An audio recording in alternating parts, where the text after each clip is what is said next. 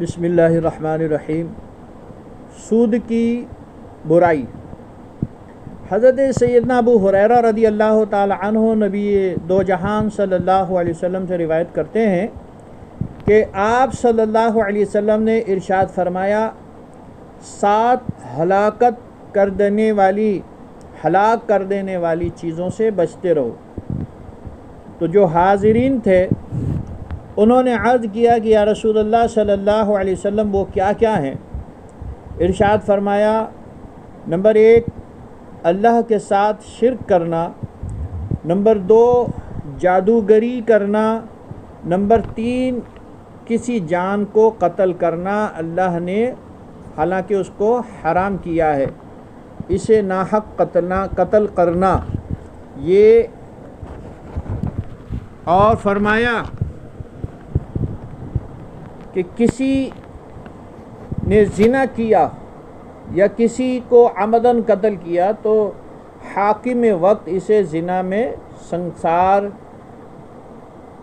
کرتا ہے اور قتل میں قصاص میں قتل کرایا جائے، ناحق قتل کرنا اس کے علاوہ ہے۔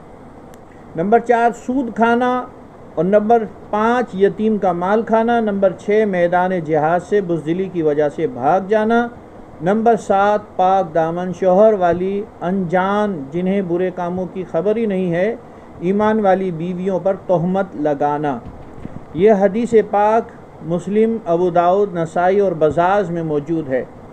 حضرت سمرہ بن جندب رضی اللہ تعالی عنہ سے روایت ہے، فرماتے ہیں نبی کریم صلی اللہ علیہ وسلم نے فرمایا، آج رات میں نے 2 فرشتے بشکل انسان دیکھے جو میرے پاس آئے اور مجھے بیت المقدس کی سرزمین کی طرف لے گئے۔ ہم چلتے رہے یہاں تک کہ ایک خون کی نہر کے کنارے پر پہنچ گئے۔ اس میں ایک آدمی کھڑا تھا اور ایک شخص نہر کے کنارے پر تھا، اس کے سامنے پتھر پڑے ہوئے تھے۔ نہر والا آدمی چلتا اور جب کنارے کے قریب پہنچتا، باہر نکلنے چاہتا تو کنارے والا آدمی اس کے منہ پر ایک پتھر دے مارتا اور اسے وہیں پہنچا دیتا جہاں وہ پہلے تھا۔ نہر والا آدمی جب بھی نکلنا چاہتا، کنارے والا اسی طرح اس کے منہ پر پتھر مارتا اور وہ وہیں لوٹ جاتا جہاں پہلے تھا۔ تو میں نے پوچھا کہ یہ کون ہیں جس کو میں نہر میں دیکھا؟ میرے ساتھیوں میں سے ایک نے کہا، آکل الربا، یہ سود کھانے والا ہے۔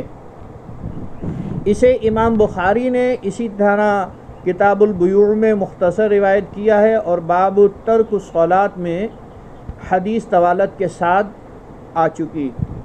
حضرت ابن مسعود رضی اللہ تعالی عنہ سے روایت فرماتے ہیں، لعن رسول اللہ صلی اللہ علیہ وسلم آکل الربا وموکلہ، رسول اللہ صلی اللہ علیہ وسلم نے سود کھانے اور کھلانے والے پر لعنت فرمائی۔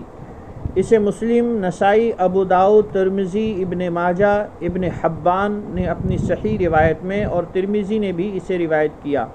اور ایک روایت میں یہ ہے کہ سود کے گواہان اور دستاویز لکھنے والوں پر بھی لعنت ہے۔ حضرت جابر بن عبداللہ رضی اللہ تعالی عنہما سے روایت ہے، فرماتے ہیں رسول اللہ صلی اللہ علیہ وسلم نے سود کھانے والے، کھلانے والے، اس کی دستاویز لکھنے والے اور گواہوں پر لعنت فرمائی اور فرمایا، ہم سواء، یہ سب گناہ میں برابر ہیں۔ اسے مسلم شریف نے روایت کیا ہے۔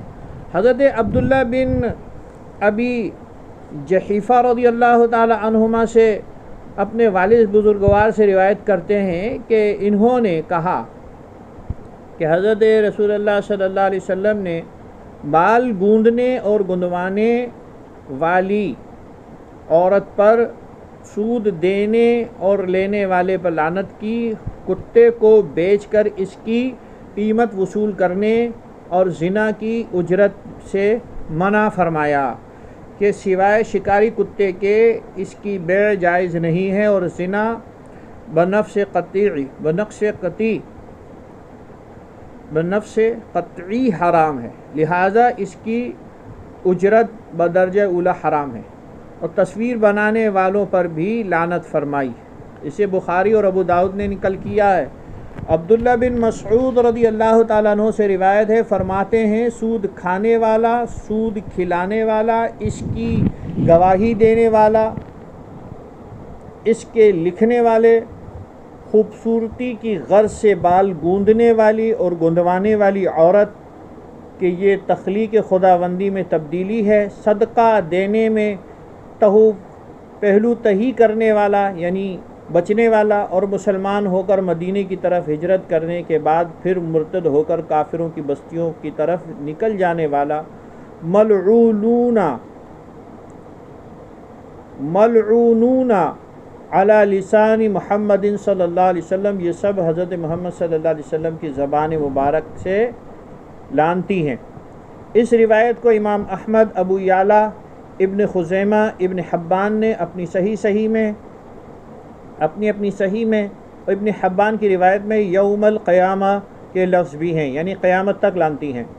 ابو ہریرہ رضی اللہ تعالی عنہ سے روایت، نبی کریم صلی اللہ علیہ وسلم سے روایت ہے، آپ صلی اللہ علیہ وسلم نے فرمایا 4 بندے ایسے بد نصیب ہیں کہ اللہ تعالیٰ کا حق ہے کہ انہیں جنت میں داخل نہ فرمائے، اور بلکہ اس کی نعمتیں بھی نہ چکھنے دے، اس کی جنت کی نعمتیں بھی نہ چکھنے دے۔ ہمیشہ شراب پینے والا نمبر 1، نمبر 2 سود لینے والا، اور نمبر 3 یتیم کا مال ناحق کھانے والا، نمبر 4 اپنے والدین کی نافرمانی کرنے والا، جبکہ بغیر توبہ کیے یہ لوگ مر جائیں۔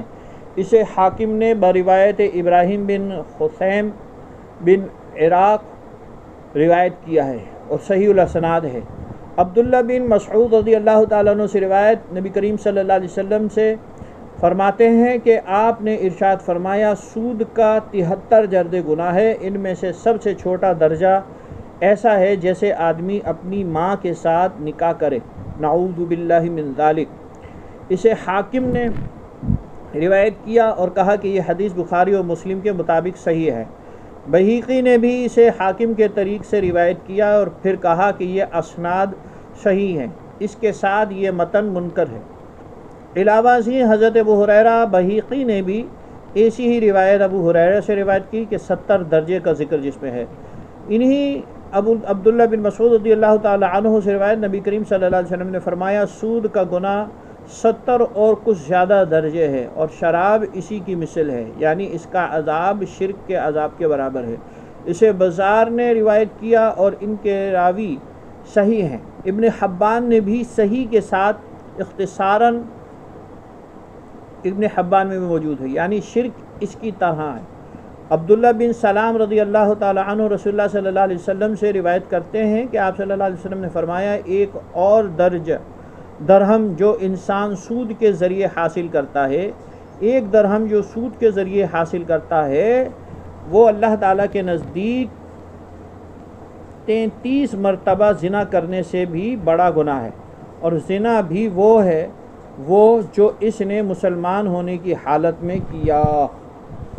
اسے طبرانی نے کبیر میں اور عطا خرسانی نے عن عبداللہ کے طریقے سے روایت کیا ہے۔